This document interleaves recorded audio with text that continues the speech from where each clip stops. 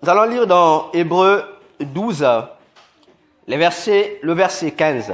Lisons la parole du Seigneur. Veillez à ce que nul ne se prive de la grâce de Dieu, à ce qu'aucune racine d'amertume poussant des rejetants ne produise du trouble et que plusieurs n'en soient infectés.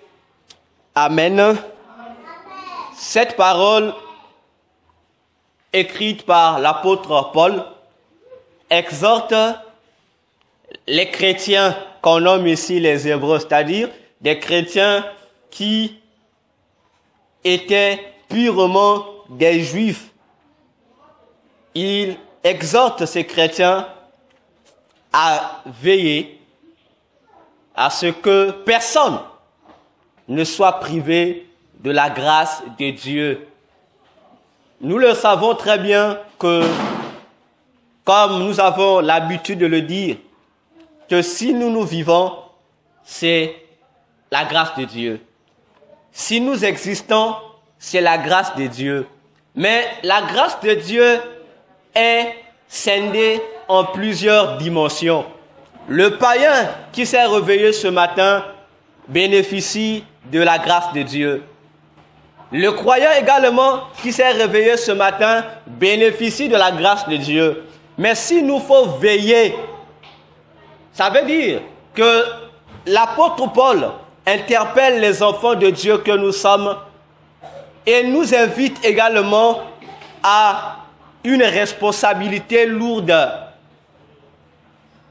Nous, enfants de Dieu, en veillant que personne ne soit privé de la grâce de Dieu.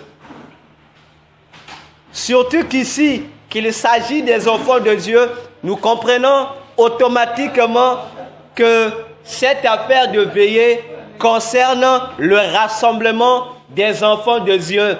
Et lorsque nous parlons de rassemblement des enfants de Dieu, cela peut être un culte, cela pourrait être un séminaire, cela pourrait être un rendez-vous pour parler des choses de Dieu, ou un rendez-vous pour la prière, ou un rendez-vous pour tout ce qui est lié à l'œuvre du Seigneur. Et lors de ce rassemblement, nous sommes tenus au respect de veiller à ce que tous les participants, pour ne pas dire les assistants, aucun d'eux ne soit privé de la grâce de Dieu. Parce que dans nos rassemblements, il y a d'autres grâces spécifiques que le Seigneur répand dans son assemblée afin de visiter le peuple de Dieu.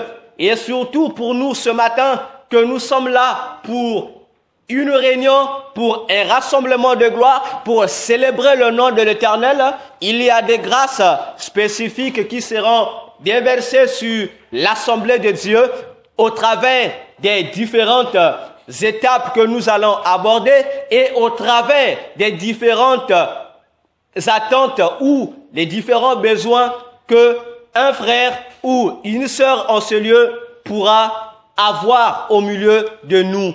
Alléluia. Alléluia. C'est pour dire ce matin, nous voulons commencer ce culte avec le Seigneur.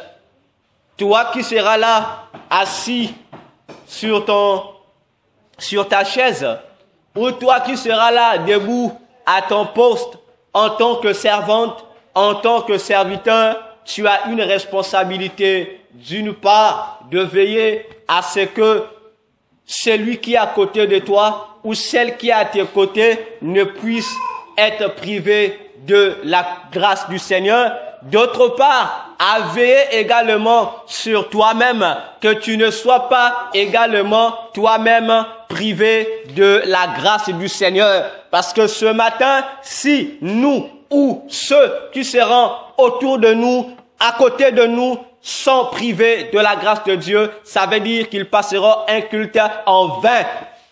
Alléluia. Ça serait comme si tu étais un canard qu'on vient de plonger dans l'eau et que le canard ressort toujours anti-eau.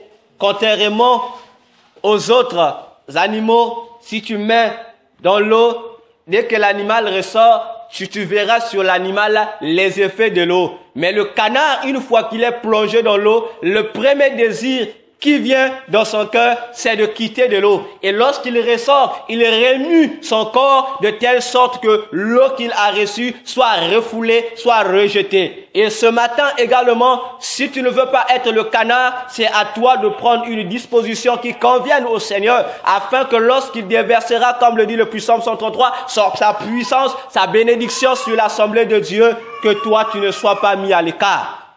Amen. Voilà pourquoi nous allons acclamer et nous allons nous lever pour commencer ce moment avec le Seigneur. Nous allons donc inviter l'ancien Eloy qui va s'approcher.